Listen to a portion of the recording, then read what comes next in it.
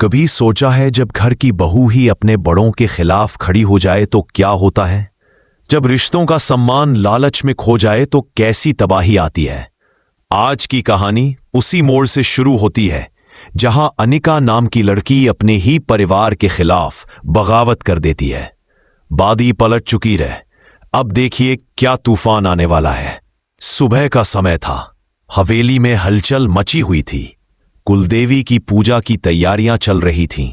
घर के हर कोने में फूलों की खुशबू फैली थी, लेकिन इस रौनक के बीच एक अजीब सी बेचैनी भी थी, क्योंकि घर की बहू अनिका अब पहले जैसी नहीं रही थी। वो दर्पण के सामने खड़ी होकर खुद से कह रही थी, बांधी पलट गई है, अब देखो मैं क्या करती हूं। उसके चेहरे पर आत्मविश्वास नहीं बल्कि अहंकार था। वो अब खुद को घर की असली मालकिन समझने लगी थी। धीरे धीरे उसने अपना कब्जा जमाना शुरू किया था। वो खुद से मुस्कुराते हुए बोली, मैं तो बढ़िया जम गई हूं ईंटे, अब सब कुछ मेरे हिसाब से चलेगा। पास में खड़ी उसकी सखी बोली, पर अन्नपूर्णा दादी तो अभी भी नाराज है ना? अनिका ने आंखें तरेरते हुए कहा, हाँ वो अभी भी रूठी हुई है, लेकिन मुझे क्या, कोप भवन में बैठी रहे।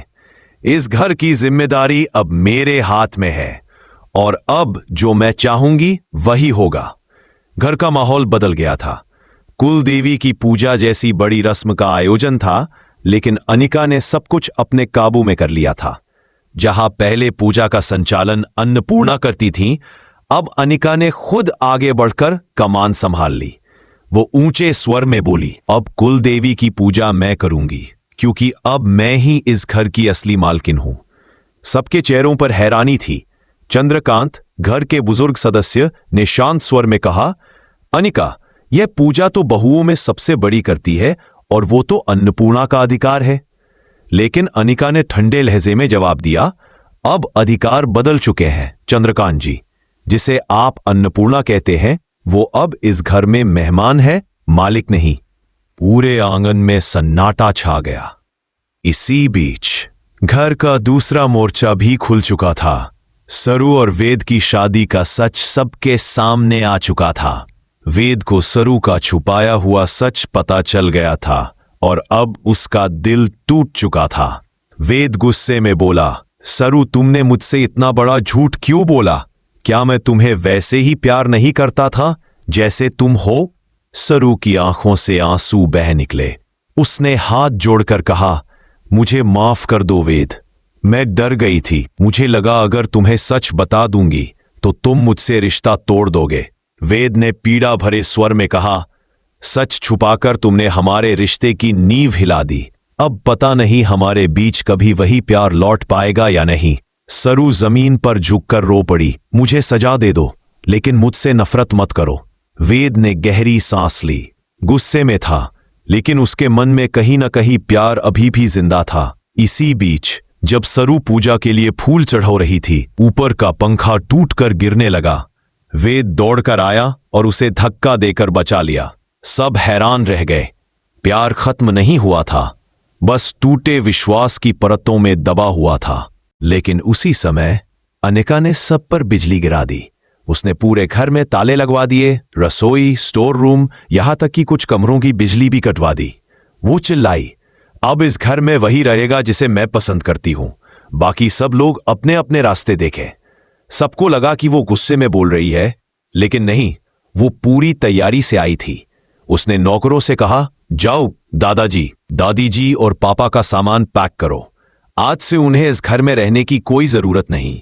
अन्नपूर्णा ने शांत स्वर में कहा, बेटी तू इतना बड़ा अपमान क्यों कर रही है? ये घर तेरा भी तो है। अनिका ने ठंडी हंसी हंसी, मेरा? ये अब सिर्फ मेरा है, क्योंकि वसीयत के मुताबिक अब मैं हूं इस घर की मालकिन। चंद्रकांत गुस्से में बोले, तुम्हारा दिमाग खराब हो गया है, ये घर हमारी पीढ़ियों की मेहनत से बना है। अनिका बोली, शायद आप भूल गए कि वसीयत में सरू को हक नहीं मिला, क्योंकि वो असली बेटी नहीं है। अब सिर्फ मैं हूं जो सब कुछ संभालूंगी। इतना कहकर वो अन्नपूर्णा का हाथ पकड़ती है और जोर से खींचती है। अन्नपूर्णा का दुपट्टा सरक जाता है। वो लड़खड़ाती है, लेकिन अनिका की आंखों में कोई दया नहीं थी। वो उन्हें दरवाजे तक ले जाती है और ठोकर मारकर बाहर धकेल देती है। पूरा परिवार स्तब्ध रह जाता है। चंद्रकांत चिल्लाता है, अनिका रुक जाओ, यह पाप है। लेकिन अनिका बिना पलटे बोली, अब घर मेरा है, जो चाहे बाहर जा सकता है। बाहर खड़ी अन्नपूर्णा की आंखों में आंसू थे। उन्होंने आसमान की ओर देखा और धीमे से कहा, हे देवी मां, अब तुझे ही कुछ करना होगा। दोस्तों, अगर आपको भी लगता है कि अनिका को उसके कर्मों की सजा मिलनी चाहिए तो बताइए, क्या चंद्रकांत और सरू मिलकर उसे रोक पाएंगे? अपनी राय कमेंट में जरूर लिखें और ऐसे ही रोमांचक अपडेट्स पाने के लिए सब्सक्राइब करना न भूलें। क्या अगला कदम चंद्रकांत का पलटवार होगा? क्या सरू और वेद का रिश्ता फिर से जुड़ पाएगा? और क्या अनिका को एहसास होगा अपने किए का? अन्नपूर्णा घर के बाहर खड़ी थीं, आंसू उनके गालों पर बह रहे थे। सारी जिंदगी उन्होंने इस घर के लिए दी और आज वही घर उनसे छिन गया। उनके पास अब कुछ नहीं था, न ठिकाना न सहारा, लेकिन उनके दिल में अब भी आस्था थी कि सच की जीत जरूर होगी। अंदर हवेली में अनिका के चेहरे पर जीत की मुस्कान थी। वो हॉल में बैठी नौकरों को आदेश दे रही थी, अब इस घर में मेरी मर्जी के बिना कोई कुछ नहीं करेगा। किचन, स्टोर और सभी कमरों की चाबियां मेरे पास रहेंगी। नौकर डर के मारे कुछ बोले नहीं, लेकिन उनकी आंखों में डर और नफरत दोनों झलक रहे थे। अनिका ने घमंड से कहा, अब यह हवेली मेरी है, यहां वही रहेगा जिसे मैं पसंद करती हूं। बाकी सब लोग मेरे लिए बोझ है। दूसरी तरफ चंद्रकांत ने हिम्मत नहीं हारी। वो बाहर अन्नपूर्णा के पास आए और बोले, मां, हार मत मानो, ये घर हमारा है, इसे कोई हमसे नहीं छीन सकता। अन्नपूर्णा ने रोते हुए कहा, बेटा, लालच में अंधी हो गई है अनिका, लेकिन एक दिन उसे अपने कर्मों की सजा मिलेगी। चंद्रकांत ने दृढ़ स्वर में कहा, मां, सजा तो मिलेगी ही, पर हम खामोश नहीं बैठेंगे। घर के भीतर सरू सब कुछ देख रही थी। वो टूट चुकी थी। वेद उससे बात नहीं कर रहा था और अब घर से बड़ों को बाहर निकाल दिया गया था। वो धीरे से वेद के पास आई और बोली, वेद, हमें कुछ करना होगा। अनिका ने जो किया है वो बहुत गलत है। वेद ने ठंडी आवाज में कहा, सरू, तुम्हें समझ नहीं आता? तुमने पहले ही मुझसे इतना बड़ा झूठ बोला, अब और मुसीबत मत बढ़ाओ। सरू रो पड़ी। मैं सिर्फ इतना चाहती हूं कि हमारे बड़ों को न्याय मिले। वो हमारे अपने हैं, उन्हें इस तरह घर से निकाला जाना गलत है।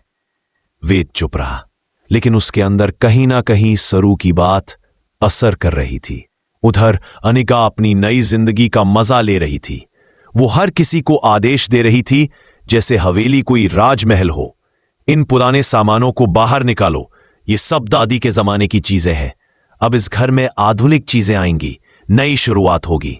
सिर्फ मेरी तरह नौकरों ने डरते हुए काम शुरू किया। घर के आंगन में पुराने फोटो उतारे जा रहे थे, जहां अन्नपूर्णा और उनके पति की तस्वीरें टंगी थीं। अनिका ने हंसते हुए कहा, इतिहास को मिटाना जरूरी है, तभी नया समय जन्म लेता है। पर उसी वक्त सरू वहां आ गई। उसने अनिका से कहा, इतिहास मिटाकर तुम अपने भविष्य को बर्बाद कर रही हो। बड़ों की दुआओं से ही घर चलता है, न कि उनके अपमान से। अनिका ने ठंडी हंसी हंसते हुए कहा, दुआएं नहीं, किस्मत चाहिए, और किस्मत अब मेरे हाथ में है। वो सरू के करीब आकर बोली, तुम चाहो तो तुम्हारे लिए भी एक कमरा छोड़ दूं, लेकिन शर्त यह है कि तुम मुझे परिवार की असली बेटी मान लो और चुपचाप रहो। सरू ने दृढ़ आवाज में कहा, कभी नहीं। अगर मुझे चुप रहना होता तो आज सच सामने नहीं आता। मैं अपनी दादी, अपने पापा और इस घर के सम्मान के लिए लड़ूंगी। अनिका की आंखों में नफरत चमकी। तो तैयार हो जाओ हार के लिए, वो बोली और चली गई। इधर बाहर अन्नपूर्णा और चंद्रकांत ने उम्मीद की एक किरण देखी। अन्नपूर्णा मुस्कुराई, सही कहा बेटी, और जब दिल साफ हो तो घर में सदा शांति रहती है। कहानी का संदेश। संध्या के समय जब सभी लोग आंगन में बैठे थे, अन्नपूर्णा ने कहा, जो सच का साथ छोड़ देता है वो खुद को भी खो देता है, और जो गलती के बाद पछताता है वही इंसान कहलाता है। चंद्रकांत ने जोड़ा, पैसा और संपत्ति से बड़ा रिश्ता कोई नहीं। जो परिवार का मान रखता है वही असली वारिस होता है। सबके चेहरों पर संतोष था। कुल देवी की मूर्ति के सामने दीपक जल रहा था और घर में फिर से प्रेम, सम्मान और एकता की रोशनी फैल चुकी थी। अगर आपको भी लगता है कि झूठ कितना भी मजबूत क्यों न लगे, सच हमेशा जीतता है, तो कमेंट में सच की जीत लिखिए। और ऐसी ही प्रेरणादायक कहानियां रोज सुनने के लिए हमारे चैनल को सब्सक्राइब करना न भूलें। इस कहानी ने सिखाया, झूठ से बने रिश्ते कभी नहीं टिकते, लेकिन सच्चाई भले देर से हमेशा उजाला लाती है।